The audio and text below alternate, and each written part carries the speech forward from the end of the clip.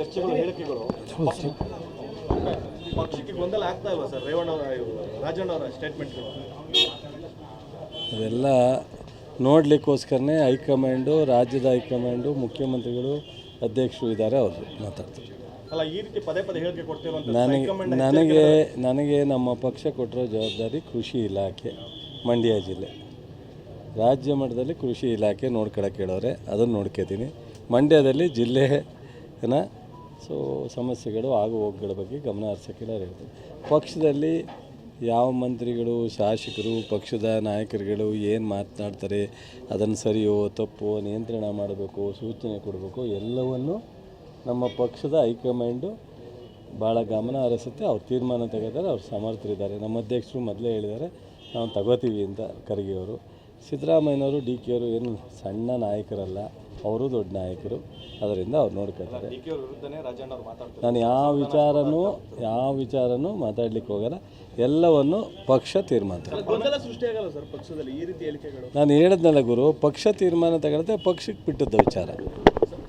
ಈಗ ನಾನು ರಾಜಣ್ಣನು ನನ್ನ ಕೊಲೀಗ್ಸು, ಇನ್ನೊಬ್ಬರು ನನ್ನ ಕೊಲೀಗ್ಸು. ನಾನು ರಾಜಣ್ಣಗಿಂತ ಮೇಲೂ ಇಲ್ಲ, ರಾಜಣ್ಣಗಿಂತ ಕೆಳಗೂ ಇಲ್ಲ. ನಾನು ಈಗ ಪರಮೇಶ್ವರ್ ಮಾತಾಡಿದ್ರೆ ನನಗೆ ರಿಯಾಕ್ಟ್ ಮಾಡೋಕ್ಕಾಗತ್ತಾ? ರಾಜಣ್ಣ ಮಾಡಿದ್ರೆ ರಿಯಾಕ್ಟ್ ಮಾಡೋಕ್ಕಾಗತ್ತಾ? ಸತೀಶ್ ಜಾರಕಿಹೊಳಿ ಮಾಡಿದ್ರೆ ರಿಯಾಕ್ಟ್ ಮಾಡೋಕ್ಕಾಗತ್ತಾ? ಅದು ನನಗೆ ಸೂಕ್ತ ಅಲ್ಲ.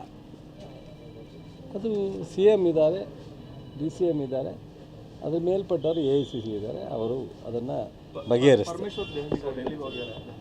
ಇಬ್ಬರು ಯಾರು ಎಲ್ಲಿಗೆ ಹೋಗ್ತಾರೆ, ಯಾರು ಎಲ್ಲಿಗೆ ಬರ್ತಾರೆ, ಯಾರು ಏನು ಮಾತಾಡ್ತಾರೆ, ಅದು ಯಾವುದಕ್ಕೂ ಮಧ್ಯಪ್ರವೇಶ ಮಾಡೋ ಅಂತ ನನ್ನ ಕೆಲಸ ಅಲ್ಲ.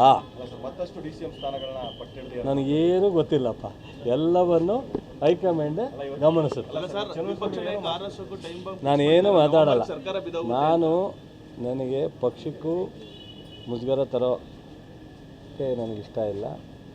ಮತ್ತು ನಮಗೆ ಸಿಕ್ಕಿರೋ ಜವಾಬ್ದಾರಿನ ರಾಜ್ಯದ ಜನರ ಪರವಾಗಿ ಜವಾಬ್ದಾರಿ ನಿರ್ವಹಿಸಬೇಕು. ಪಕ್ಷ ನನಗೆ ಕೊಟ್ಟಿರೋ ಜವಾಬ್ದಾರಿನ ಪ್ರಾಮಾಣಿಕವಾಗಿ ನಿರ್ವಹಿಸಬೇಕು, ಅಷ್ಟೇ ನನ್ನ ಕೆಲಸ. ಅಶೋಕ್ ನೋಡ್ರಿ, ಅಶೋಕು ಫಸ್ಟು ಅವ್ರ ತಟ್ಟಲ್ಲಿರ್ತಕ್ಕಂಥ ಹೆಗಣನ ಸರಿಪಡಿಸ್ಕೊಂಡ್ರೆ, ತೆಗೆದಾಕಿದ್ರೆ, ಆಮೇಲೆ ನಮ್ಮ ಪಕ್ಷದಲ್ಲಿ ಸಣ್ಣ ಪುಟ್ಟ ಈ ಥರದ ಸಮಸ್ಯೆಗಳಿರ್ಬೋದು, ಅವ್ರ ಪಕ್ಷದಲ್ಲಿ ತೊಡೆ ತಡ್ತಾರೆ. ಒಬ್ಬ ರಾಜ್ಯದ ಅಧ್ಯಕ್ಷರು ಮನೆಯಿಂದನೇ ಸ್ಟಾರ್ಟ್ ಮಾಡ್ತೀನಿ ನಾನು ಫೈಟಿಂಗ್ ಅಂತಾರೆ, ಶಿವಮೊಗ್ಗದಿಂದನೇ ನನ್ನ ಫೈಟಿಂಗ್ ಸ್ಟಾರ್ಟ್ ಮಾಡ್ತಾನೆ ಅಂತ ಮುಟ್ಲಿ ನನ್ನ ಅಂತಾರೆ. ಅದನ್ನೇ ಸರಿಪಡಿಸೋಕ್ಕಾಗದೇ ಇರೋ ಮೊನ್ನೆ ಯಾವುದೋ ಒಂದು ಇದನ್ನೇ ಹಿಡ್ಕೊಂಡು ನಿಂತವ್ರು ಒಬ್ಬರೇ. ವಿಧಾನ ಪರಿಷತ್ತು, ವಿಧಾನಸಭೆ ನಾಯಕರೇ ಹೋಗಿ ನೀವು ಒಬ್ಬರೇ ಹಿಡ್ಕೊಂಡಂತವ್ರು, ಅವ್ರ ಜೊತೆ ಒಬ್ಬರೂ ಇಲ್ಲ. ಆ ಪರಿಸ್ಥಿತಿಯಿಂದ ಹೊರಗಡೆ ಬರೋಕ್ಕೆ ಹೇಳ್ರಿ. ಅಶೋಕ್ಗೆ ನೋಡಿರಿ, ಅಶೋಕು ಅನೇಕ ಕಾರಣಗಳಿಂದ ಅವ್ರನ್ನ ವಿರೋಧ ಪಕ್ಷ ನಾಯಕರಾಗಿ ಮಾಡಿದ್ದಾರೆ. ನನಗೆ ಭಾಳ ಅತ್ಯಂತ ಫ್ರೆಂಡ್ ಅವನು.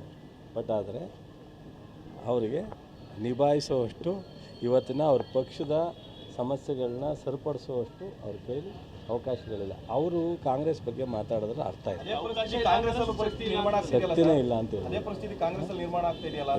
ಕಾಂಗ್ರೆಸ್ಸಲ್ಲಿ ಏನೂ ಆಗ್ತಿಲ್ಲ ನೋಡ್ರಿ, ಎಲ್ಲವೂ ಸರೋಗುತ್ತೆ. ಇಷ್ಟೆಲ್ಲ ಮಾತುಕತೆಗೆ ಪ್ರಜಾಪ್ರಭುತ್ವದಲ್ಲಿ ಮಿನಿಮಮ್ ಏನೋ ಇರಬೇಕು ಮಾತಾಡ್ತಾರೆ.